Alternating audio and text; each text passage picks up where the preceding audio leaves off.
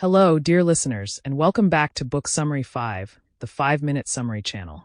I'm Sammy, your host. Today, we're diving into A Clash of Kings by George R.R. Martin, published in 1998. This is the second book in the A Song of Ice and Fire series, which inspired the hit TV show Game of Thrones. Let's dive into the key events and storylines, so you'll feel like you've read it cover to cover, and stick around for a fun fact about the biggest difference between the book and the show. The novel picks up where A Game of Thrones left off, with the Seven Kingdoms in turmoil after the death of King Robert Baratheon and the execution of Eddard Stark. Multiple claimants to the Iron Throne emerge, leading to a deadly and complex civil war known as the War of the Five Kings. In the north, Robb Stark, now declared king in the north, continues his campaign against the Lannisters to avenge his father's death and secure the independence of the north. He proves to be a formidable military leader, winning several key battles. Robb sends Theon Greyjoy to the Iron Islands to seek an alliance with his father, Balon Greyjoy. However, Theon betrays Robb and captures Winterfell, declaring himself Prince of Winterfell. This betrayal has devastating consequences for the Starks and the North. Meanwhile, in King's Landing, Joffrey Baratheon sits on the Iron Throne, ruling with cruelty and capriciousness. His mother, Cersei Lannister, serves as the Queen Regent, manipulating court politics to maintain her family's grip on power.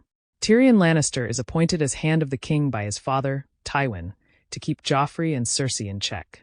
Tyrion proves to be an effective but ruthless ruler, making strategic moves to strengthen the city's defenses against impending attacks.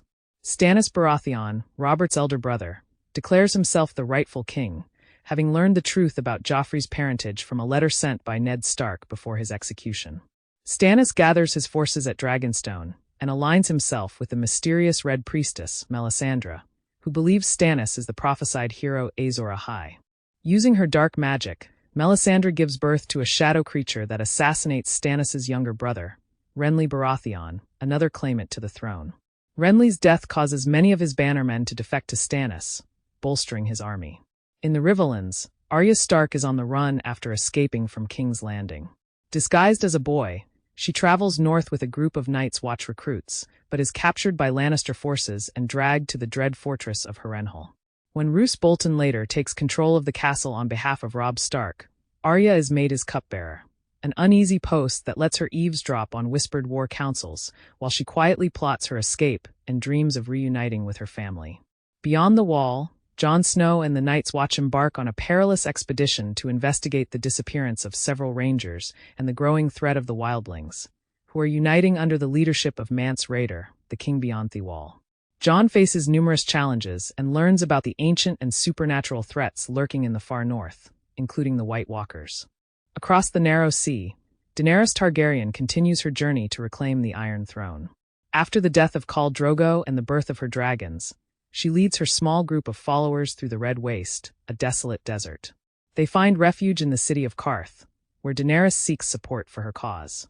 Despite facing treachery and political intrigue, she remains determined to build an army and return to Westeros. The novel reaches its climax with the Battle of the Blackwater, where Stannis Baratheon's forces launch a massive assault on King's Landing. Tyrion Lannister masterminds the city's defense, using a dangerous substance called wildfire to decimate Stannis' fleet. Despite being severely wounded in the battle, Tyrion's tactics prove successful, and Stannis is forced to retreat. This victory secures the Lannisters' hold on the throne, at least for the time being. In the aftermath of the battle, the political landscape of Westeros remains as volatile as ever.